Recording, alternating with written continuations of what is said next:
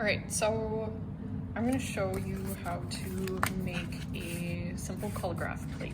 So Collagraph, the base of Collagraph is collage. So what you're gonna be doing is collaging different materials onto a matrix. So you can kind of use almost anything. I mean, this is basically just like a treat box, and I'm just gonna cut down, here, let's use a ruler. It's nice and straight.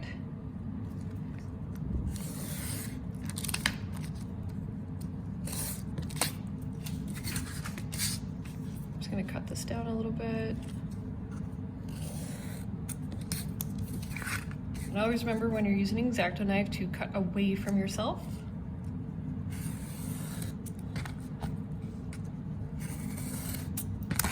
Also make sure your X-Acto knives are sharp. Your blades are sharp. Oops.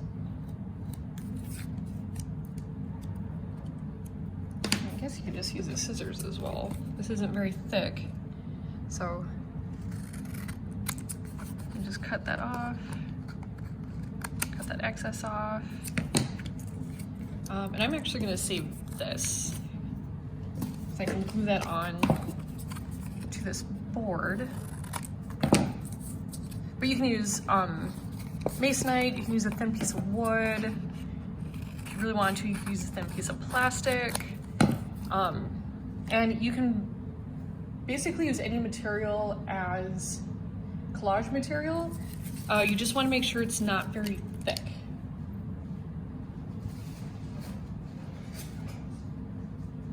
Because if it ends up being too thick, it's going to do damage to the paper that you're printing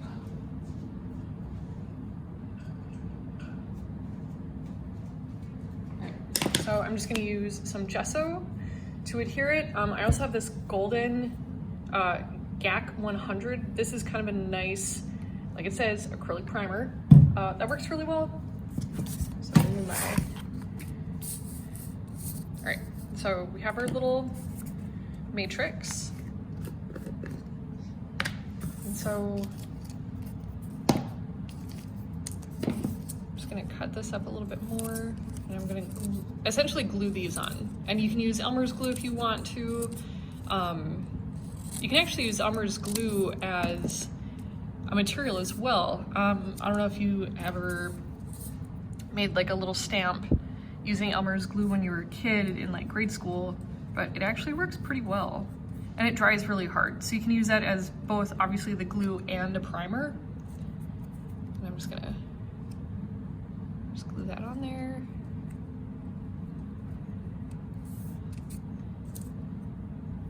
Down.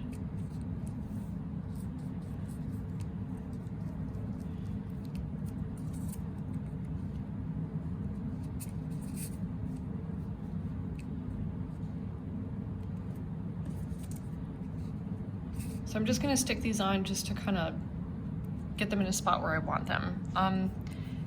I guess a fair warning would be that the matrix that you're using, depending on what you're using for a material, so this is really thin, this is really flimsy, so you can see that it's bowing already. I mean, that's not that big of a deal, because once it's completely dry, you can definitely put some weights down on it. Or if you really want to, like if you're really hoping to hold on to this little plate, you can adhere it to something else. That is totally acceptable as well. Let's stick that on there a little bit better. And then you're just gonna coat over this with the gesso. And so what's kind of nice too is the gesso is gonna give you a little bit of texture as well.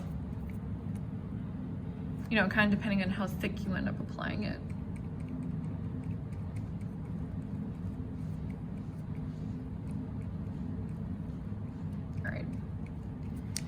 Those, and like I said, you can kind of use almost any type of material. If you really want to, you can use a plastic bag. You just kind of want to keep in mind that it takes a little bit more effort to get this to stick to your plate And also if it's overlapping onto itself, there's gonna be, like there's probably gonna be some air bubbles.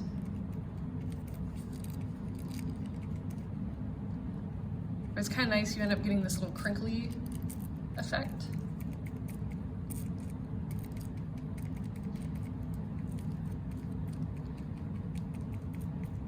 You want to push those air bubbles out.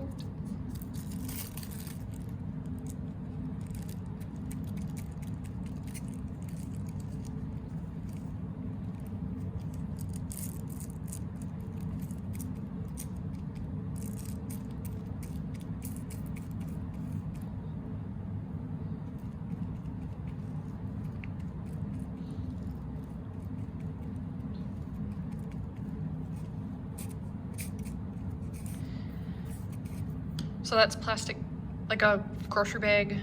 That's just basically the rest of this snack box cut up.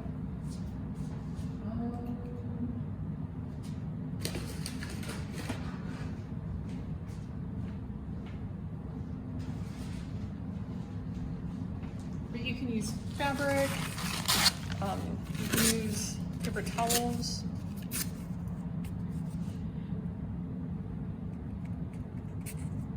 Gonna lay this right on top.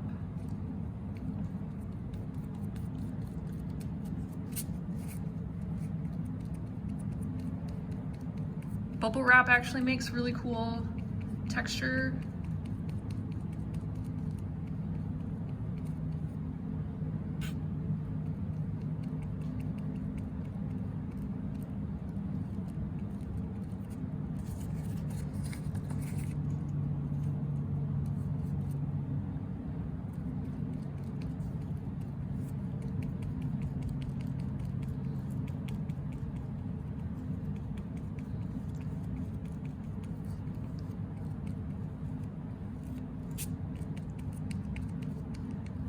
I just want to make sure that there's no air bubbles.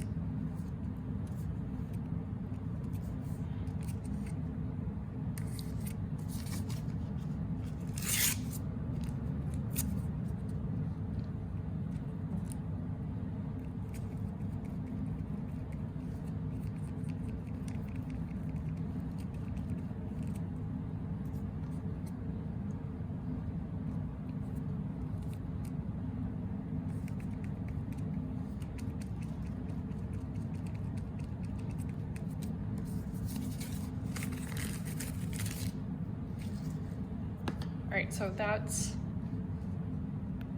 a plate. And you can just let that dry. I would say let it dry overnight. And then what you're gonna wanna do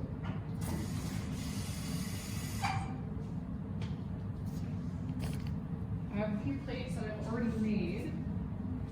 And you can either coat these with gesso or just leave them with the gesso on there. That's literally just gesso kind of stuccoed onto basically like a backing for a notebook. That's just mat board. This is a piece of corrugated cardboard where parts of it was lifted off and then it was just coated. And this is part of an anti-skid mat. All right, so I think this one's fine because that doesn't have any sort of like fibrous materials in it. So what I'm gonna do is I'm gonna apply some of this gack onto these plates and just kind of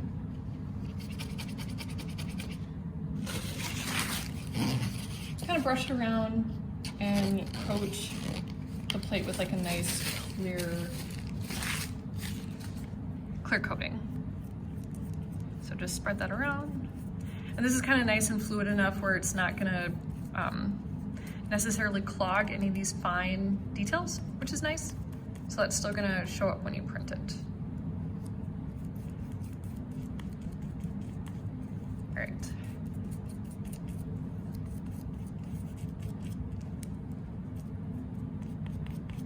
All right, so you just wanna make sure you get that all coated.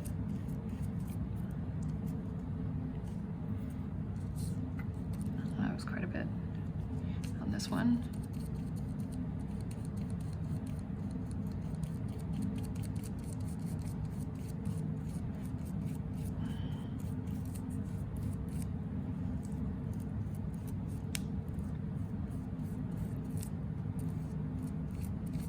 And you can also coat, like I said, using Elmer's glue to coat this. I would maybe water it down just the tiniest bit just to make it a little bit more fluid, but I mean, this is basically a little bit more runny consistency than Elmer's glue. But that works great. And it'll give you a nice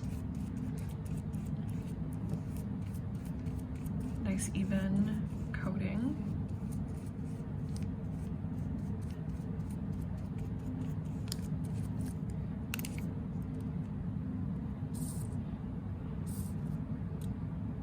Kind of lift that up a little bit.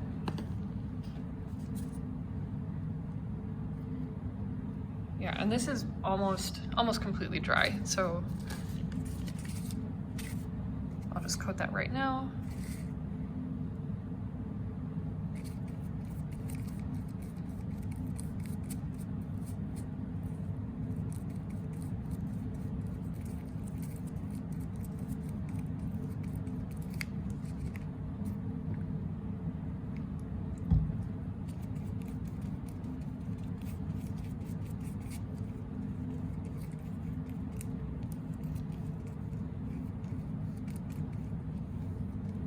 Nice even coat. And then you'll want to just set those all aside so that they can dry.